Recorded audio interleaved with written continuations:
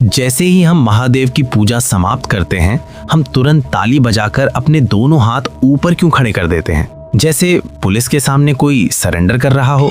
आखिर हम भगवान को क्या दिखाना संगीत चाहते हैं?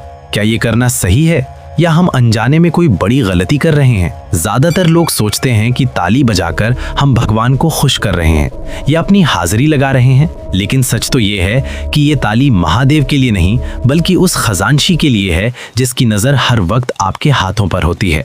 उसका नाम है चंडिकेश्वर। शिव पुराण के अनुसार महादेव का जो भी चढ़ावा है, जिसे निर्मल्य कहते हैं, उसके असली मालिक चंडिकेश्वर हैं। लेकिन उन्हें ये अधिकार मिला कैसे? इसके पीछे एक रोंगटे खड़े कर देने वाली घटना है।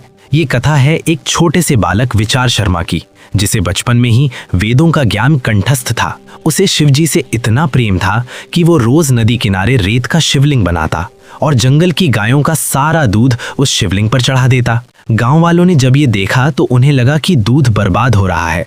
उन्होंने बालक के पिता यज्ञदत्त से शिकायत कर दी। क्रोधित पिता जब नदी किनारे पहुंचे तो उन्होंने देखा कि उनका पुत्र सच में दूध मिट्टी में बहा रहा है। पिता ने उसे बहुत रोका, डांटा संगीत, लेकिन बालक शिव भक्ति में इतना लीन था कि उसे कुछ सुनाई ही नहीं दिया। अपने पुत्र की इस अनदेखी से पिता का क्रोध 7वें आसमान पर पहुंच गया। उन्होंने आव देखा न ताव और उस पवित्र शिवलिंग पर एक जोर की लात मारी। अपने आराध्य का ये घोर अपमान विचार शर्मा से सहन नहीं हुआ। उस समय भक्ति के आवेश में उसे ये भान ही नहीं रहा कि सामने उसका पिता खड़ा है। उसने पास पड़ी एक लकड़ी उठाई और उसी क्षण अपने पिता के उन पैरों पर प्रहार कर दिया जिन्होंने शिवलिंग को स्पर्श किया था। उसकी भक्ति इतनी प्रबल थी कि वो साधारण लकड़ी भी शस्त्र की भांति चली और पिता के चरण धड़ से अलग हो गए।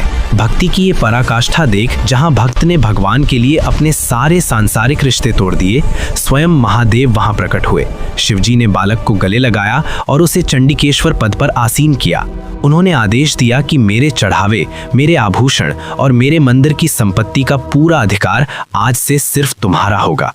इसीलिए जब हमारी पूजा पूरी हो जाती है तो हम मंदिर से निकलने से पहले जोर से ताली या चुटकी बजाते हैं। ये चंडिकेश्वर का ध्यान अपनी ओर खींचने के लिए होता है और फिर हम अपने दोनों हाथ ऊपर उठाकर उन्हें दिखाते हैं और अपने कपड़ों को झाड़ते हैं। ये प्रमाण देने के लिए कि हे चंडिकेश्वर, देख लो, मैं महादेव के दर्शन करके जा रहा हूँ।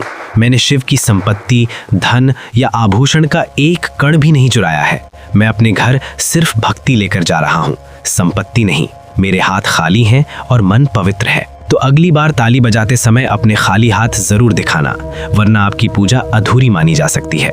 महादेव के ऐसे परम भक्त के लिए कमेंट में जय चंडेश्वर जरूर लिखें।